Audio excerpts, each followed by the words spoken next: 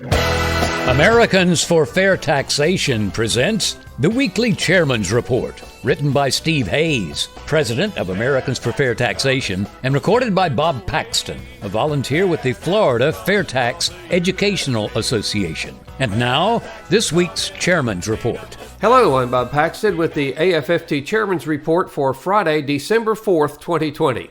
The California Tax Revolt. California is one of 18 states that allow its citizens to propose constitutional amendments that are then voted on by the people. In California, it only takes a 50% vote to make such an amendment the law of the land. Now, on June 6, 1978, over 66% of the voters passed Proposition 13.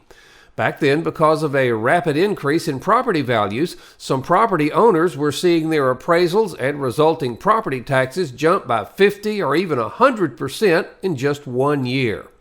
Homes purchased in the 1950s for around $20,000 were now assessed at a value of $400,000. Now, prior to the passage of Prop 13, the average property tax rate was around 3% of the assessed value. So, these homeowners were being hit with property tax bills of around $12,000 a year.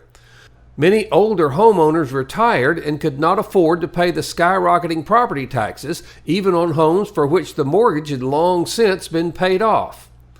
Proposition 13 froze the assessed value of all residential and commercial property at 1976 levels and then limited any increases in the amount of property tax to no more than 2% per year. When a property was sold, its value was reassessed to current market levels and the property tax was 1% of the sale price in that year. After that, the 2% per year limit applied to how much the property tax amount could be increased. Upon passage of Prop 13, many elected officials in California were predicting that the amendment would have dire consequences. Schools would be forced to close and other essential services would have to be cut back. Well, none of that happened. In fact, California's economy boomed.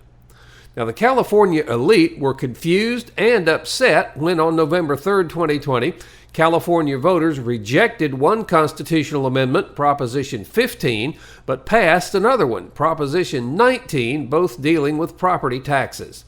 Proposition 15 would have required non-residential property to be reassessed to current market value every 3 years and not be subject to the Proposition 13 limits. This was rejected by 52% of the voters. Proposition 19 was passed by 51% of the voters.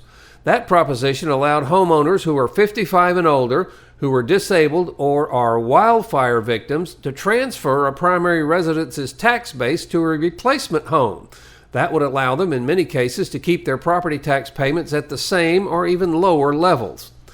Now, the difference is that Proposition 15 would have raised property taxes, and Proposition 19 protects certain people from big tax increases. The Berkeley Institute of Government Studies' latest poll of California voters, taken after the November election, sends a strong message to the politicians who want to confiscate more of their constituents' money. Some of the key findings in this poll were: Proposition 13 is strongly popular even after 42 years. Among voters who expressed an opinion, 53% support Proposition 13, while only 19% oppose it. Voters would endorse its passage by a wide margin if it were up for a vote again today. Proposition 13 has the support of registered Democrats, no party preference voters, and political moderates. It's supported by renters and has the backing of voters across all age, race, gender, and regions of the state. A historically large proportion of voters, 81%, now feel that the level of state and local taxes paid by the average Californian is high, and while just 19% consider taxes in the state to be low or about right. By a margin of 78 to 16%, voters agreed with the statement that taxes in California were already so high that they were driving many people and businesses out of the state. Now, California also has one of the highest gasoline taxes in the nation, 62 cents per gallon. That's nearly double the national average. Now, add the federal excise tax of 18 cents a gallon, and Californians are paying a whopping 80 cents per gallon in gas taxes. AAA said that as of December 1st, 2020, the average price across the nation for a gallon of regular gas was $2.14. In California, it's $3.18, over $1 a gallon more. California is a state where most of its residents have to drive a substantial distance, and there's little real public transportation in most areas. Consequently, the great majority of California residents are beginning to question why they're having to pay so much more than the rest of the country. More and more of them are realizing that a big part of that reason is their state's gasoline tax. According to an editorial in the Riverside County Press Enterprise, the top marginal California state income tax rate, 13.3%, is the highest in the nation. The California state sales tax rate at 7.25% is often increased by local governments to as much as 10.25%. Even with Proposition 13's limits in place, California still ranks in the upper half of all states in per capita property tax collections. In conclusion, it's interesting that California voters continue to elect politicians who think they are smarter than everyone else and that they know best what the people need.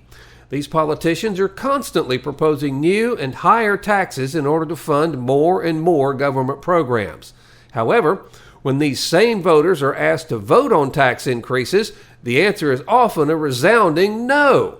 Instead, they passed a proposition protecting another group of people from high property taxes. Now, this is particularly disturbing to those smart people because only about 2/3 of the voters actually owned real property, and a much smaller percentage owned property that would have been directly affected by the property tax increases provided for in the rejected Proposition 15. The smart people are also concerned that 78% of voters agree that taxes in California were already so high that they were driving many people and businesses out of the state. Now, that kind of thinking is offensive to the smart people who believe that the little people should just meekly submit to having more and more of their income and assets confiscated. After all, the smart people know what's best. Now, of course, this doesn't mean that those smart people in California are going to stop trying to confiscate more of the people's money. Nope, they'll just try to hide it better to make it harder for the voters who are not as smart as they are to see what they're actually doing. Then they can just keep right on in their belief that people can't be trusted to make their own spending decisions. They might do it wrong. They might make the selfish decision to spend money on things like home improvements, clothes for their children, or even a vacation for the family instead of spending it on the common good. Now, the people are waking up and they're beginning to understand the Winston Churchill statement, quote, "There's nothing government can give you that it hasn't taken from you in the first place," end of quote.